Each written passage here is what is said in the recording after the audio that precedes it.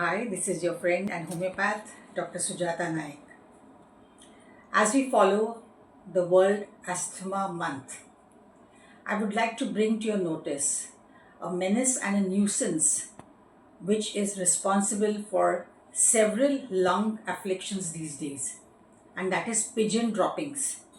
You'll be surprised to know that pigeon droppings can propagate fungal, viral, as well as bacterial infections of the lungs and can lead to conditions like pneumonitis, pneumonia, or even COPD. COPD is chronic obstructive pulmonary disease in which there is permanent scarring of the lung tissue and the patient may be on inhaled oxygen through life.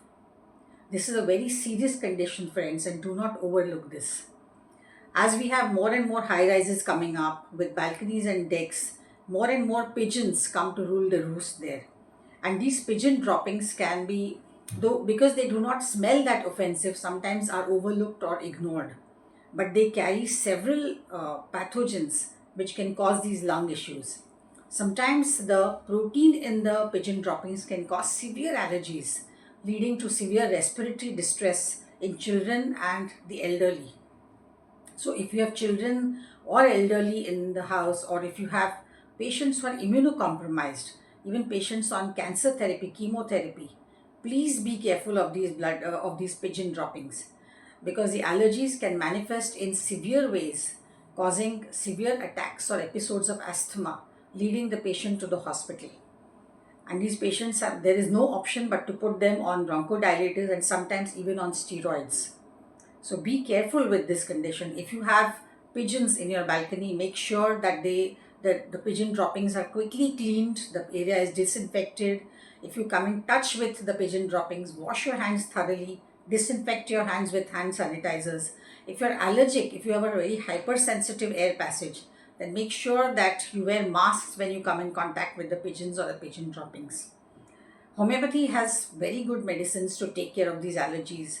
And one of the remedies which, as a homeopath, I have found very, very useful in recent times is called Lobelia inflata.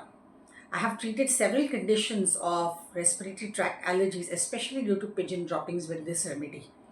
So, if you are on any treatment for asthma or allergic conditions, do consult your homeopath about this.